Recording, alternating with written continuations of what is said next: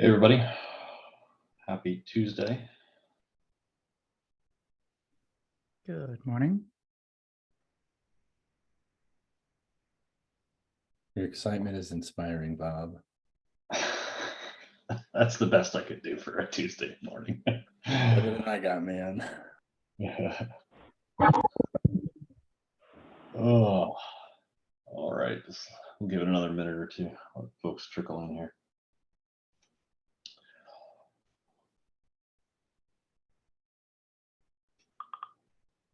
Just scanning through here. We got Krob, Ava, Josh, myself, Luke. That makes 5 out of 7. So we're just missing Dan and Abhishek.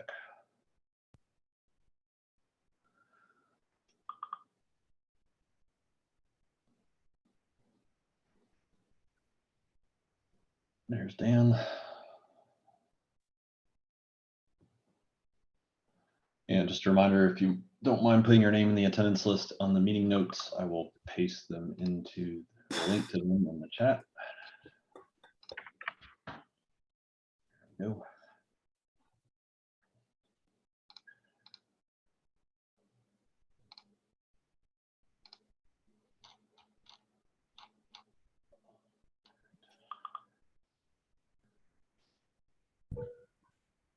Another Tuesday, another Apache CVE and something everywhere. You talking about text for shell or another one? Yeah, part of Apache Commons, right? Yeah, text for shell. Okay. I was like, if there's another one that's popped and I missed it this morning, then yikes. Oh, all Day's right. just beginning. You've got time. Yeah, I know, right? All right, cool. Looks like we've got 6 of 7, so we have enough for quorum. We'll go ahead and get going. We're 3 after. First up on the agenda, I believe, Michael, that's you with the Security Threats Working Group, if my memory serves me correct. That's me. Yep. Cool. And Josh is on deck with the security tooling stuff, just making sure. Cool. All right, well then we'll kick it off. You know the drill, Michael, just take it away. 10 minutes. Yep, you got it. So just going to give a quick update on what we're doing. Not going to deep dive into any of these, so I have like 45 seconds per slide because I've got a lot of slides. So we continue to meet every other week. We're still averaging 10 to 15 participants. Some weeks more, some weeks less. We have let's say 7 projects that we could think about as being associated with the working group. I've disconnected Alpha Omega. We'll be back in, I think, 2 weeks to chat about that. So 3 that have major updates that I'm going to spend most of the time talking about. 2 that are no major updates. So we'll just go through this quickly, and then 2 more kind of new ideas, just to give a inkling of some of the things we're thinking about. So first one is office hours. This is an attempt to provide a kind of a stopgap for any open source maintainer to come and ask security questions of security experts, get whatever advice they need. If they need help setting something up, we can help them. It's meant to be a similar to like a real office hour. So you go there, you get help with whatever it is. So the first session is going to be October 28th. Marta is leading this this project. There is pre-registration required for the maintainer. There's a Slack channel. Basically, next up is like getting a blog post out. I think we have text written. We're just trying to get it out this week, and then amplify. At least we'd love to get at least a couple of projects to come, and we'll learn from it and kind of go from there. Jennifer? Oh yeah, I just wanted to mention on the blog post, I actually recommend going through the first session and then doing a blog post afterwards, maybe as a recap, but definitely sharing on social media ahead of time to get people to attend. Okay, that's fine. I'll relay that back, and we'll do it that way. Cool. Second thing, metrics dashboard. So this is essentially stream 2 of the mobilization plan. We've been Christine, Vinod, and Jay have been meeting for 6 months or so, trying to flesh out a plan here. We recently got some more folks, Azim and Brian from Google and Nirav from LF, have kind of join the party. It's formally adopted as a SIG, although I'm honestly not sure what formally adopted as a SIG actually means, but we all high-fived each other and said, yes, this should be a thing. Essentially, we're a single source of truth for metric information, relevant security metric information for a broad set of open source projects starting at 10,000. What they're working on right now is an MVSR, key scenarios, user experience, all of that stuff. We're not at all talking about the technology implementation. We want to figure out what we actually want to build before we decide on how we're going to build it. I believe there's a request into operations to set up regular calls for this, so it'll be on the community calendar and kind of going forward from there. Everybody's welcome to participate. And I believe the SIG will be reaching out to you guys to schedule some time to talk details about this. Funding will be necessary at some point in time. So, Maintainer Summit. So this is to run a virtual summit for maintainers of critical open source projects. So as opposed to office hours where it's kind of like one-to-one and anybody can sign up, this is just for critical maintainers of critical projects, invite only.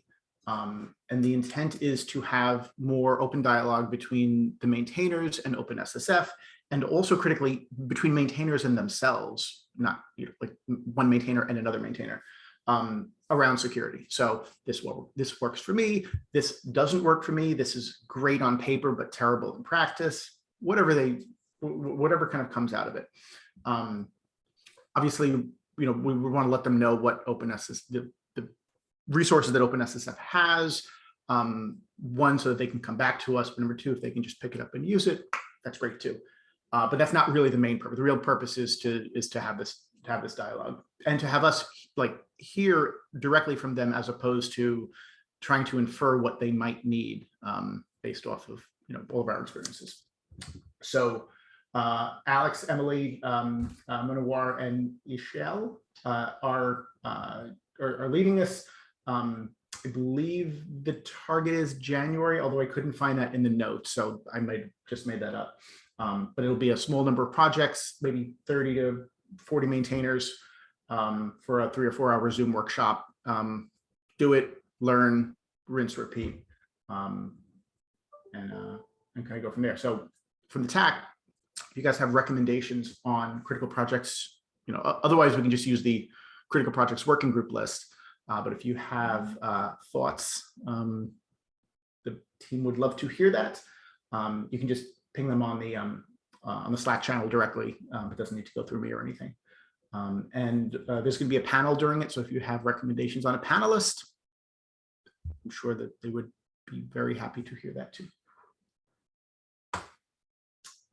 Security. Oh, and by the way, if you have questions or anything, if you want to throw them in chat while the next session's going, I'll try to respond. For security insights, this is one. This has been stable.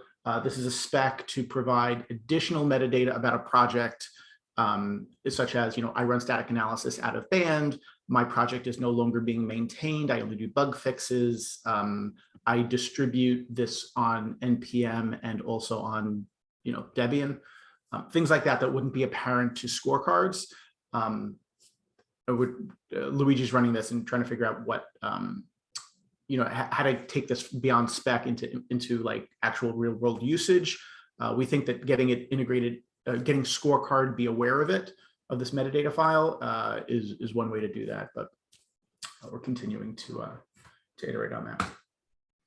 Security reviews is the OSSF/security reviews repo. It's a collection of security reviews done by us, other people, wherever we can find security reviews of open source.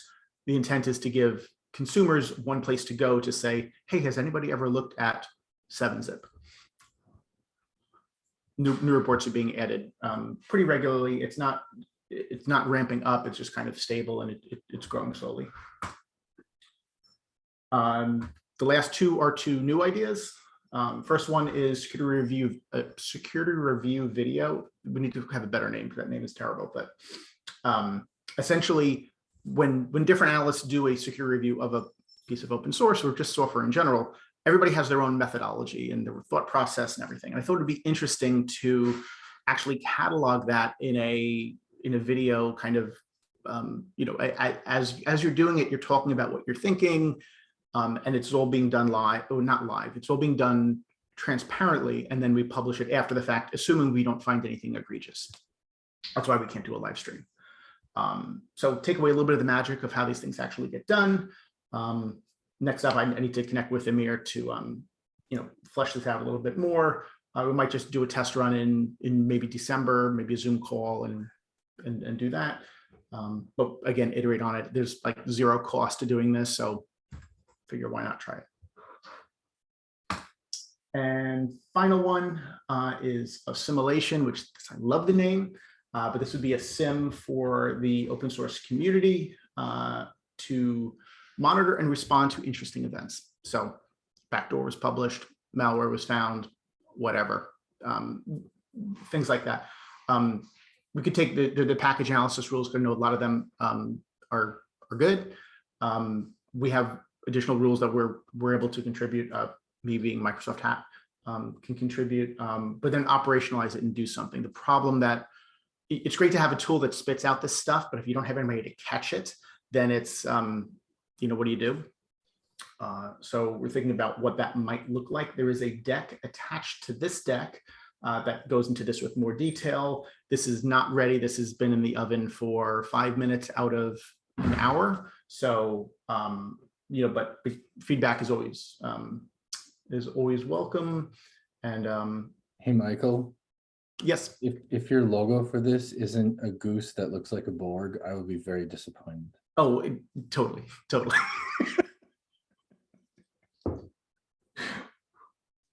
Awesome. Yeah, and that's it. So I would like to come and talk to TAC in more details about this, maybe in December or January or something. That's it. Questions, happy to take them. Although, no, I'm out of time. So just throw them in chat and I'll. Thanks, everybody. Got it. Thank you, Michael. Josh, over to you.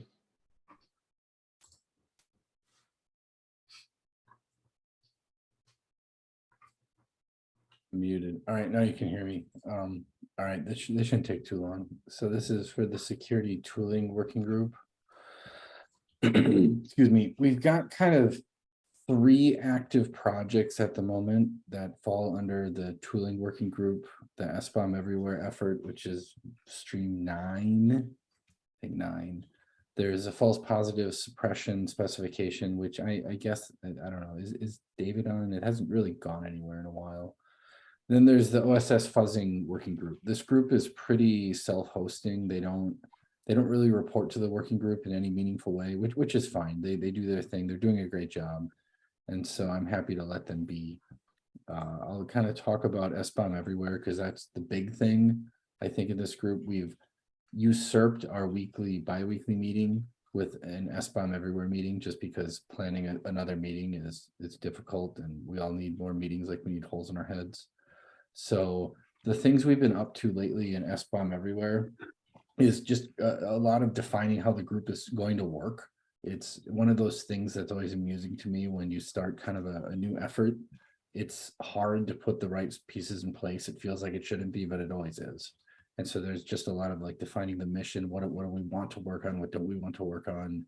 And I know some of this was defined in the work stream plan, and obviously we're refining it to make more sense for the people involved in what we want to do.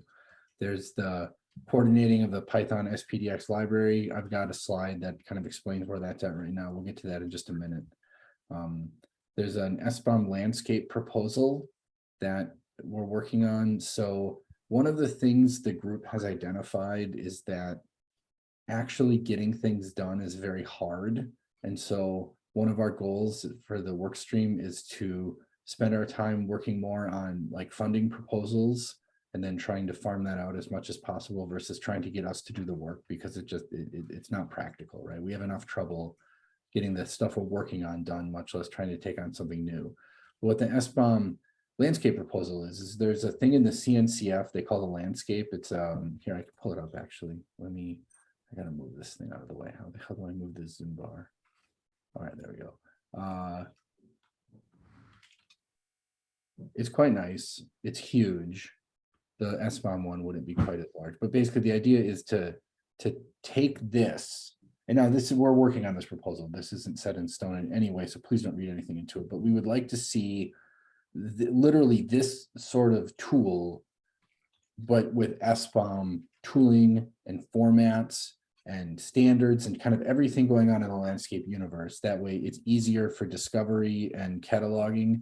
And our thought is at the moment to find a contractor willing to take the CNCF work, un-CNCF-ify it, OpenSSF-ify it, and then put an initial population. And like we have an initial list of like toolings and standards and things that like the NTIA put together and whatnot, but then basically kind of put it together and then work with the community to kind of keep it current and add new things. Because the suspicion is that anyone building a tool or any company working in this space or any project working on a standard is going to have an interest in keeping their content updated. And hopefully this can kind of help create a center of gravity for SBOM. And so that proposal Kate and I have been working on, and hopefully we'll have something worth showing in a couple of weeks for that. And obviously all this is documented in the GitHub for SBOM everywhere. So if anyone has any questions, you can go there. You can, ask questions, fill things in. I see a hand up. Jory, your hand is up. Yeah, I just wondered if you could clarify whether the proposal is to do like effectively an additional landscape, because the current landscape is what actually drives the member logos and things like that on the website. So there's like some functionality that kind of is a dependency of other things that we'll want to either factor in or whatever. So that's just maybe a heads up that you may already know about. But then the second question is, or the second thought is this going to be a landscape of just OpenSSF projects, specs, and efforts, or like all in the security space? So those are my questions. So the documents we currently have from the NTIA is all, not just OpenSSF related. But I mean, this is all like, it's all up for discussion. None of it's written in stone. And like the logos driving the website, I didn't know that. And so there's obviously plenty of gaps. And so I figure the plan is like, let's just get a coherent proposal, and then we can go to people that know these things and figure out some of the details. Ava. Yeah, this sounds similar and a little bit different also than some work happening in the nascent architecture working group, trying to look at the whole supply chain space and build sort of an architecture block diagram, and then put projects inside each of those. So perhaps work with them, because SBOM is one of those blocks. Yeah, totally. Right. So maybe there's a high level here at the blocks, click on one, drill in, here are the tools in that block, but listing other projects that aren't part of OpenSSF and maybe even aren't part of the LF as a whole might run into some challenges. So heads up there, start working with Jory or myself or others, I'd say fairly early in your proposal, just to make sure that all the right sort of guardrails are in place. You said the architecture working group? Yep. All right. Meetings are Friday. Okay. Double check. I will see about that. Okay. And yeah, right. There's a lot of questions. Meetings are Thursday, noon Pacific. Okay. Thank you. Luke? Yeah. Just checking I'm not muted. I'm okay. You can hear me? Yeah. Great. So I leave it up to you if it's relevant to SBOM everywhere, but I'd love to see a user study on SBOMs, as in, do you plan to use an SBOM? When do you plan to use it by? What's stopping you from using it? That's the next bullet. Oh, okay. I figured, yeah, use cases. I just think it'd be a good litmus test for where folks are with SBOMs, essentially. Absolutely. And then, I mean, we talk about that all the time in the meetings, just because there's there's what we think people do, and then there's what people really do. And obviously there's definitely a disconnect. And kind of just to I know I'm running out of time here, but to wrap that up, and that's one of the other big rocks is some of the use cases and starting to document some of that. And again, we come back to, it is very difficult for us as a group to define this because obviously we're all in the middle of it. And so Sure. we would love to see working with maybe, like, I know the Linux Foundation has a data empire that can do surveys and things like that, and just finding ways to acquire good, honest data around all this versus, you know, the crap we make up, which obviously SBOMs are the most important thing ever, if you ask us. So that's definitely, and again, I don't want us to do the work. We want to write a proposal and try to fund that in some meaningful way, because I think working with some sort of third party will get significantly better data than anything we could put together ourselves. And then, all right, and then I'll jump to my last slide, and this is the SPDX library. This is the thing the TAC approved a fund. It feels like it was a year ago. I think it was 2 or 3 months. And I mean, it's chugging along. There's 3 people working on the project from the contractor. They're syncing up with the SPDX leads.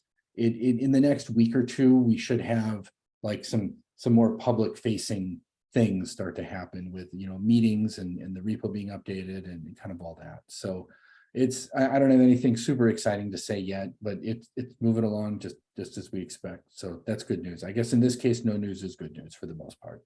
So all right, that's it. That's all I got with those slides. I'm out of time. So if anyone has questions, hit me up on Slack or the chat. And thanks everyone. It was great. Oh, thanks, Josh. Appreciate the update. Just one quick thing I threw in the agenda as I was listening to both Michael and Josh. We've now been around the entirety of the foundation with 2 exceptions. One is the working group that was added in the middle of the cycle, so we need to add the end users working group into the rotation. And we had one GTI that wasn't able to make and give their presentation. We'll get those 2 scheduled. I guess the question I wanted to quickly poll TAC members on is, we've been around, I think, to, you know, gauging folks' interest to understand, like, is this a useful exercise both for informing the TAC around what's going on, you know, to the maintainers that are at least here, or the working group leads that are here. Do you feel like this is an effective forum to get the TAC's attention on issues?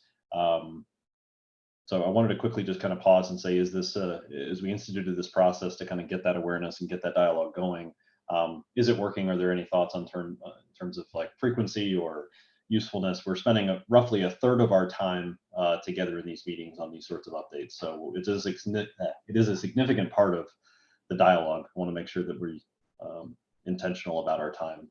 And if folks are positive about that, that's great. If folks want to see modifications, I think we should spend a few minutes and chat about that. So I see many hands going up. So not sure who was first. Crow, you're first on my list. So apologies. It orders it based off of who clicked first. Okay. I find these little recaps essential, both for my personal knowledge, so I understand what else is going on, but also for my obligations to my mothership to report back broadly what's going on within the foundation, since I sadly can't go to every call. So I would strongly endorse and request we continue doing this. This is super, super helpful to me. Awesome. Dan? Same. Luke? Yeah, all good. I just wanted to clarify, were the slides put into the minutes or were they preemptively there, pre-meeting for each update? So if you look in the minutes.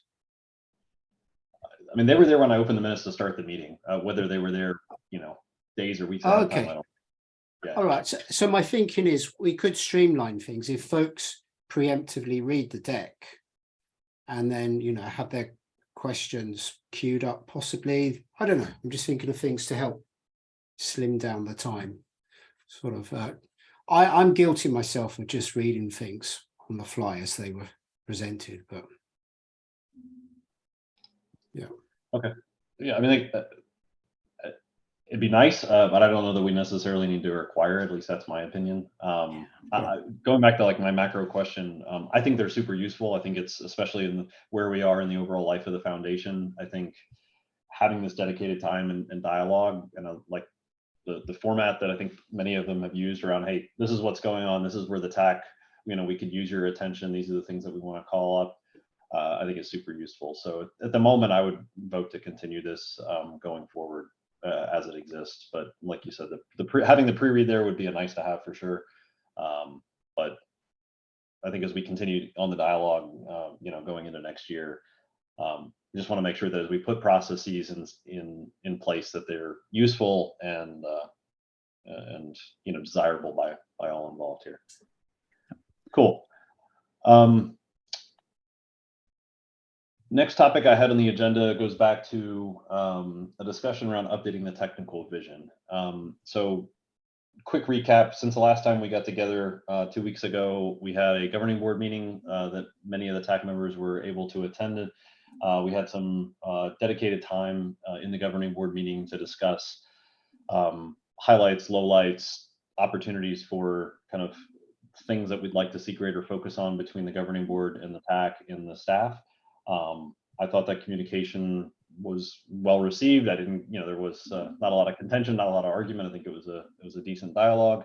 One of the points that I know we've discussed as a group in the past is, now that we have PR 112 or kind of the project lifecycle in place, now that we have the mobilization plan, documents in place, part of what we need to ratify as in conjunction with the governing board and the staff is a mission, I can't talk this morning, a mission, a technical vision, and then essentially an operating model for the projects, the working groups, and the foundation as a whole, to make sure that we're implementing the vision that we set out as the TAC, and that we have the right support for Brian and staff to come back with budget requests, hiring proposals, and figuring out the operational logistics that are needed to support all of the good work going on within the foundation.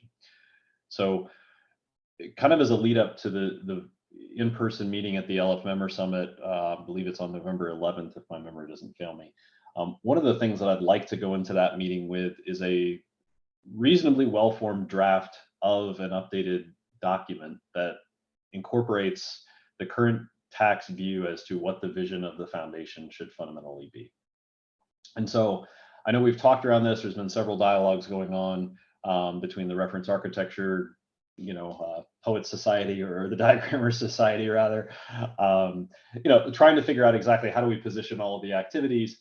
But the vision in my mind is really that, answering the question, what do we want the foundation to look like 2 to 5 years from now? What impact do we want to fundamentally have? And as we think about, setting that goal for ourselves and for all the projects and working groups affiliated with us, I think it's super useful to have it written down, have a dialogue around progressing that to a reasonably well-formed draft to take into that meeting in November to get governing board feedback, and ultimately hopefully walk out of that meeting with a good feeling that we all have a shared vision that we're executing to, and that it informs the need to get a budget ratified by the end of the year. It informs folks that are potentially running for TAC election next year that they understand this is where the foundation needs to go. This is where I fit in. This is the skill set and the subject matter expertise that I bring to the table, and that's ultimately of use to the broader community and the broader efforts. So I think the vision document is a critical piece that helps provide that framing that helps the entire foundation run as we go forward. So part of what I know, I pushed the PR yesterday, and that hasn't given tons of time for people to have a reaction. So what I would propose, looking that we have 30 minutes left in this discussion, is that we time box to maybe 20 minutes of dialogue. Again, just brainstorming, exploratory conversation around what are folks' initial reactions? What are the major omissions that people see? We'll just take the notes and then we can incorporate some of that into the actual PR. But ultimately try to work on this asynchronously over the next several weeks. Again, with the goal of getting together in 2 weeks, which would give us a little bit of time between the meeting in person and the next TAC meeting. So again, hopefully come to some level of consensus around what our proposed draft of a vision document looks like. So what I would propose, we use 20 minutes for this of this meeting to go through that. We time box that, then quickly go to the last 2 items and adjourn for today. So any quick logistical questions? Hopefully my my rambling made sense to folks, and that was at least sufficiently clear to make some progress today. Seeing some head nodding, so we'll go ahead and roll with that then. All right, let me pull up the PR and share it here for all involved.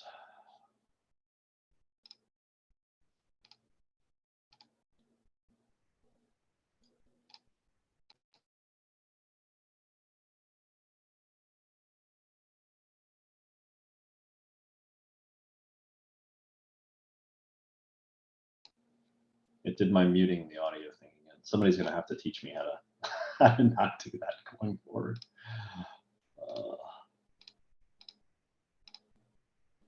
All right, what about now?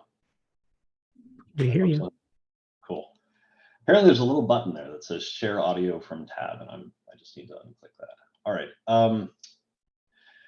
So in this PR, I left the existing vision statement in there just for reference. I think in the eventual, we would replace any text that were that needed to get swapped out, but just for folks having the kind of the before and after comparison, I left them in there as is.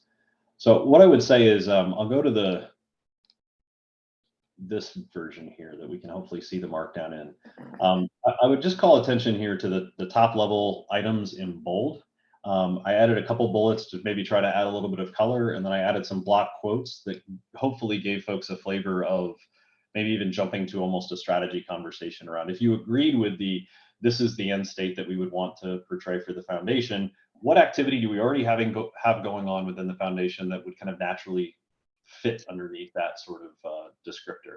It's not meant to be a holistic capture of everything that we bless or approve of. It's not meant to be that or anything. It's literally just a quick brain dump from Bob around things that jump to mind that seem to fit between various conversations, various email threads, and the like. So the top four here, I'll just read them out, and then we can hopefully drive some dialogue around them. The first is around the OpenSSF being a well-respected strategic partner to other foundations, other open source foundations, as well as individual projects. So part of what I'm trying to tease apart here is our position within the broader community, and understanding what role do we play, what are the things that we do, and what are the things that we don't do. How do we eliminate duplication of effort where it's not appropriate? Or frankly, if duplication is appropriate because we're trying to seed some innovation in a particular segment, that may be totally intentional and totally fine. But what we're seeking to have here is a foundation that's its position is well understood, our relationships are formalized, and that we understand and that we're speaking with a consistent voice across all of our communications. And I think even some of the updates that Michael Scavetta indicated here, I think kind of going through the virtual maintainer summit, right? Thinking of that as another point of engagement. I think right now there's a lot of great stuff going on, but if you were to go ask other foundations, where does the OpenSSF fit? What are they doing? What are they not doing? How do we reconcile that? We've had some dialogue around, well, can we have projects with multiple homes? Can we have, should we be allowing, or not allowing isn't the word I'm really going for, but should we be encouraging best practices guides to spring up from within multiple foundations? Because from an end consumer, like, where do I go for advice and guidance around the changes that I need to fundamentally make? I would love to have, when I think about a vision, I would love to think of a world where to go to get that guidance is reasonably clear, that I know when to go to my individual foundation versus when to go to the OpenSSF, and what segments and spaces I can ultimately take a journey through to get that information and get the tools and things that I need. So when I talk about kind of being a well-respected partner, it's that notion of, are we well positioned? Do we have a relationship that's formalized, and are those relationships kind of being cared for and fed in the way that would be effective for all parties involved? The second one is around being an influential advocate for the efforts that are aligned with our mission. So looking at other standards activities, thinking about things like SBOM formats or multi-factor authentication efforts. Where can the OpenSSF use its position, its stance, and its voice to ultimately advocate for positive change as it relates to open source security? So, I think Dan, was one comment that Dan Lawrence that raised in the thread around kind of our advocacy in public policy spaces and talking about the relationships with various government entities. I think there's been a lot of good work and good dialogue going on there. But thinking of kind of this end state that we're seeking to create, that we are actively out there speaking about what do we think is good, what do we think is counterproductive, how can we be amplifying the various community working group efforts in the spaces that fundamentally matter, that help to raise the tide for all involved. The last two, I would say, are somewhat of a, if I'm being honest with myself, they're somewhat of a rewording of the existing mission statements, but perhaps put in a different context. One is very consumer focused in the sense of people that are using and consuming open source software have a baseline of trusted signals that are clear and consistent, that give them information about the provenance of source, the health of the underlying community, the security posture as it relates to vulnerabilities and best practices, thinking about criticality scores and also maintainer intent. Like we have some efforts obviously underway within the foundation today to kind of declare the security stance and the intent of a maintainer in a codified manner so that we can actually process that using automated tools to better drive understanding and awareness of those intents. As hey, I donated it out there and it's under a given license, you should be implying, or you should be understanding that to be X, but maybe being more explicit around the things that you're willing to engage in and not engage in, I think is certainly kind of to this point around sending clear, consistent, and trusted signals around what are projects, what are the assets that are out there that people can take advantage of. Flipping that on its head, thinking about it from a production standpoint, the folks that are producing open source or the maintainers of projects have access to the things that they need to ultimately be more secure. So this kind of encompasses many of the activities that we already have going on underway around publishing best practices guides, developing new tools to making things more secure, less onerous, more accurate, removing the maintenance burden off of those maintainers wherever we can, and ultimately also raising this kind of the secure by default kind of mantra around when I go to create a new project, how do I start that in a way that just has a fundamentally better baseline than projects that started 10 years ago? We learn a lot. There's obviously new threats emerging every day. If we're totally focused and looking in the rearview mirror, I think we're having a minimal impact relative to all of the projects that are yet to come. So thinking of this from the consumption versus production dynamic was a way that I tried to tease that out. So I'm going to be quiet. I've talked for 8 minutes. Curious as to see if there are any initial reactions. Again, glaring omissions, it's very much a draft document here, so I'm not articulating that this is the final thing by any stretch of the imagination, but open it for comments. Crow. First off, +1, I appreciate the first draft and the work towards it. This was something I was thinking about when we were talking through diagrams. A way to view the foundation is thinking about it through the lens of these pillars or these objectives. And I think this is a great start. Some of the wording on the last two are a little clumsy, but I think with some contributions now that we actually have walked through it, I think we can easily refine it. And I definitely can get behind these kind of 4 objectives. And I think I can compartmentalize things to align with those pretty easily. Awesome. Any other comments or questions? Just recommend it might be also be useful to just be explicit about the things that we don't think are in scope. So just call out a couple examples of like we don't think our place is here. We're mandating standards or influencing governments or whatever. I think that's a great point.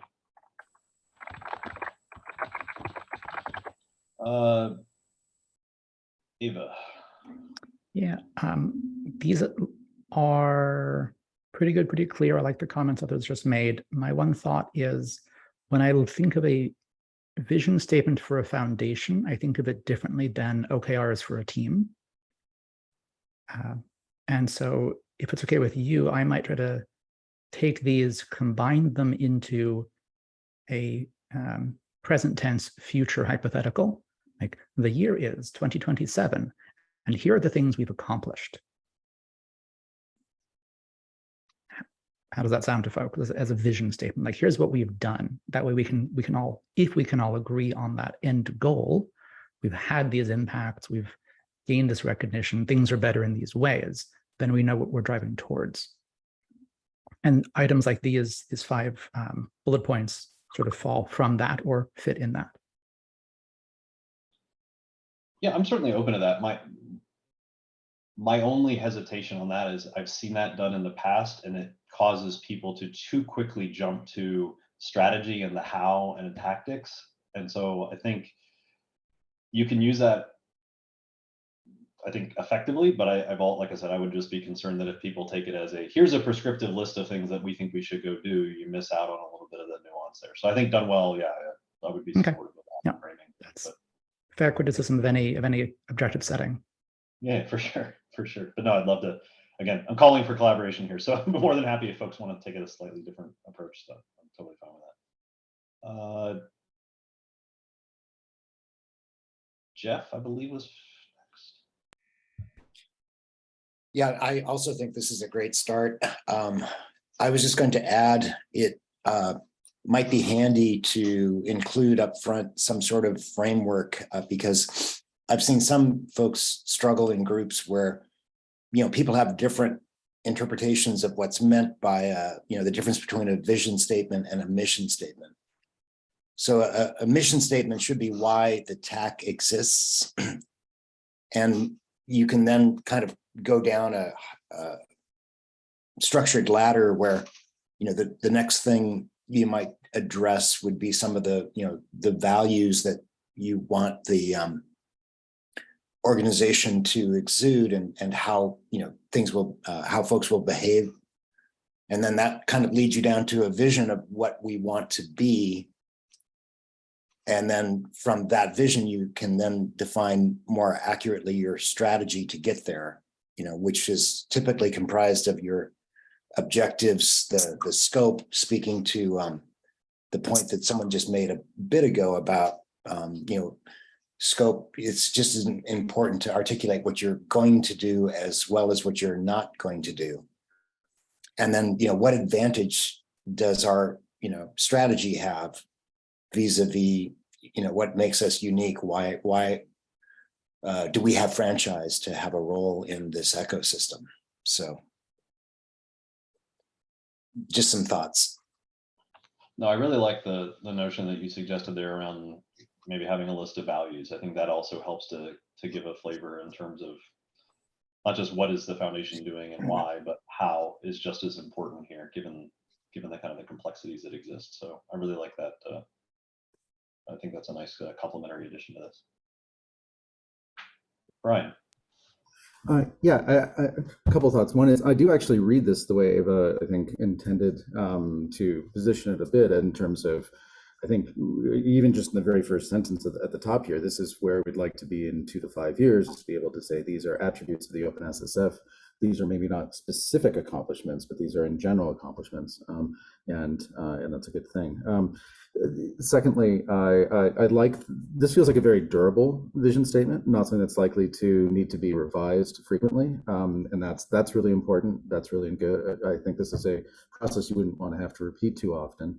And I think partly that's because it's a different document, slightly different than I thought we might be developing here, which is fine. And there's just a need for this other document, which is something perhaps more of an architectural, and maybe I shouldn't use that word since that's being used for Crowe's purposes, like a roadmap or something that is where we get opinionated enough to be able to fulfill that part, at least of what's, I think, been implicit in a lot of what we do, which is to be a bit choosy about the projects we take on, and to not be a let a thousand flowers bloom kind of setting. So I think somewhere, and this probably follows a lot of this other kind of work that we're doing today, somewhere though we might need to develop a document that is what codifies or tries to describe what we're being choosy about.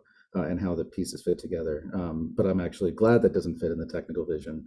The final thought is, this is all great. This is stuff that aligns very much with thinking about how we'd resource this next year. And really, the question for budget will be dialing the volume up or down on this. What I'm not seeing is anything dramatically different than what we're doing today. Perhaps a cleaner restatement of what we're doing and something to really help us rally around. But maybe I could position this as, is there something major this calls for that we're not currently doing, even in small amounts?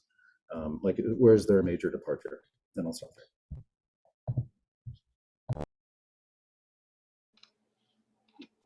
Yeah, I mean, quick reaction. I would love to get others' thoughts on this as well. I do think it's largely overlapped with what we're doing today, which is a good thing. Because if we had fundamentally said, hey, we want to go off and plant trees in the Arctic, like, cool, maybe a worthwhile effort, but not really aligned with the mission that is there. So I think if we had a dramatically different vision, then that would be somewhat concerned. I will say, though, that the first bullet is perhaps the one that I feel, and maybe it's an awareness gap on my side.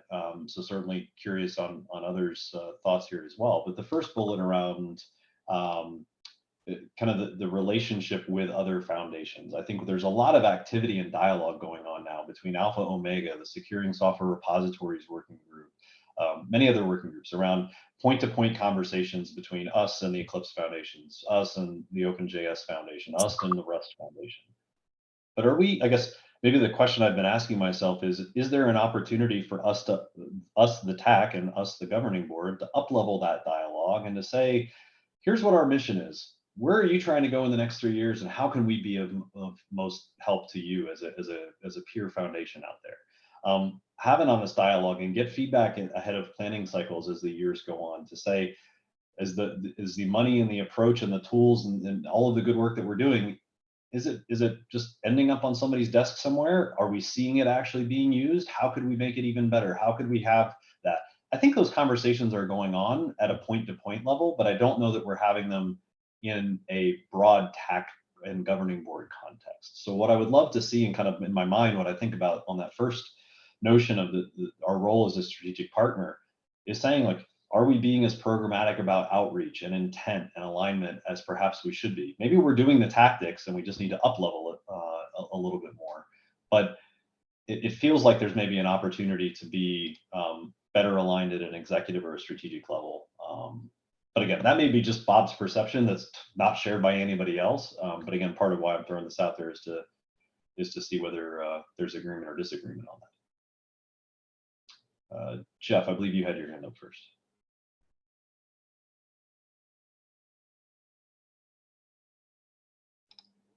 Or is it, you're on mute, Jeff, if you're, no, you're not on mute, but I can't hear you. All right, we'll go back to Jeff. Michael. Yeah, I love the idea of, at a strategic level, how do you measure what the impact was, and was any of this, worth it? I think the individual projects, some of them do that, some of them probably don't, but going up the level and saying that is this general target. So for Alpha Omega, one of the things we're going to be asking, TAC for is thoughts on, like, are we focused on, like if you could decide where Alpha Omega were to focus, would you choose a different set than we've chosen? Like, do you see emerging trends that we're not cognizant of, things like that, to be able to kind of steer the ship at that top level?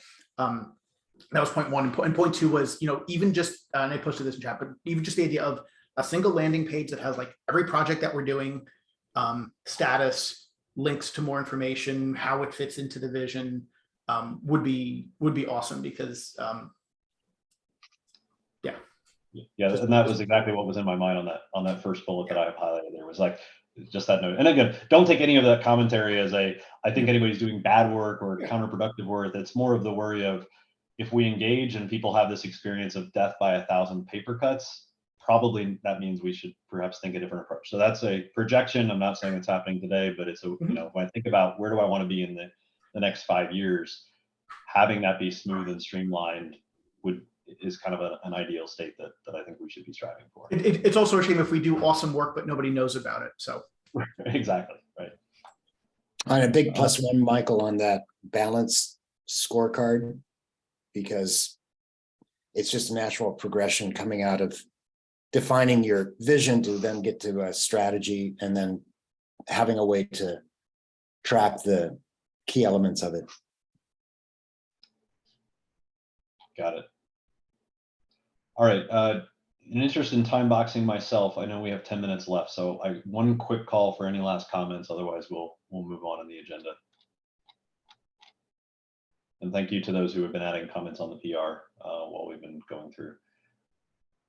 And just as a reminder, like I would love to be able to go into the meeting on November the 11th with here's a reasonably well-formed draft that the TAC is supportive of a vision of the foundation, look to drive dialogue during that meeting and get a sense as to, yes, this seems directionally accurate. Yes, this seems like the governing board can rally to it, and give clarity to Brian and the staff around, cool, we have both organizations lined up on where we want to go. Hopefully that feeds into a dialogue around budget, staffing, and execution models and business processes that need to get put in place to support all of this. So would appreciate everybody's attention and support on trying to get the PR, not necessarily merged, but at least to a point to where we see general consensus across TAC members ahead of that dialogue. All right, with that, we'll go on to the last two items. Holiday calendar management. Not sure who listed this, whether it's Brian or Jory or others. It was Jory, the calendar Hey, Jory. jockey, the OpenSSF Foundation calendar jockey. So you know what? It's going to be like the holiday time. Just blink and it's going to be here. And so in about a month, we will have the US Thanksgiving holiday on the 24th and 25th. That usually equals nobody's working. So we're going to go ahead and preemptively cancel those community working group meetings and SIG meetings that are on the calendar for those 2 days. Also the week before, the week kind of between the Christmas winter holiday and New Year's, so the 26th through the 30th, we suspect a lot of people, myself included, will not be working that week.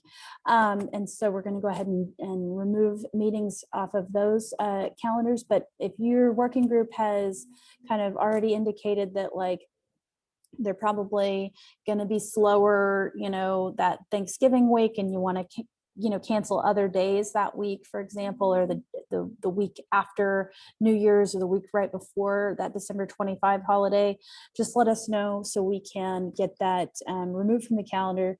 And also just as good practice, try not to make any life shattering decisions for your working group during those holiday times. So that's just a FYI numero uno.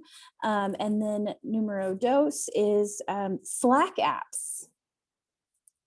We seem to they seem to just sort of multiply somehow.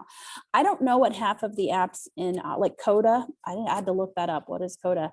They don't seem to be in use, but they're getting installed. We're gonna probably roll some of those back, uninstalled. Sort of seems like a nice hygienic thing for the Security Foundation to do. So please try not to install apps on Slack unless there's like a real reason to do that. I figure we can keep the GitHub app. That seems useful to us. If there's any that your working group is using and you want to say, oh, don't do this one, we need this, just let me know. But otherwise next week I'm going to go on some Slack apps. Any questions or comments or concerns on that? Cool. I just like to see thumbs up on the death of some Slack apps here. So yeah, I think +1, tying it down and making it directional around the tool sets that we use is helpful for new folks joining the community and understanding where things are happening. So they also kind of spam people when they join, and that's not pleasant. Like you join the OpenSSF Slack and then Coda's like, hey, do you want to install me on your other things? And you're like, what the fuck are you? Sorry, this is Chris. Sorry about that. And thank you for locking down the permissions on that. It shouldn't be open by default. Yeah. Cool deal. All right. We got 5 minutes left. Any other topics folks want to raise for today?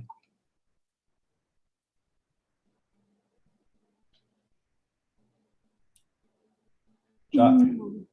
Very quickly, foreshadowing again, that I'll be bringing the proposal for a help desk before you. Oh, it might not be me, actually, because I'm going to be away, but we're going to be taking a vote this week to bring it before you, and then hoping for a vote from you to bring it before governing board. Cool deal. My only ask there, if at all possible, give us at least 7 days pre-read time so that we can have an effective conversation. So cool. All right. Well, with that, we can go ahead and end today's call. Thanks for everybody's engagement, and we'll see you out there. All right. Take care, everybody. Bye.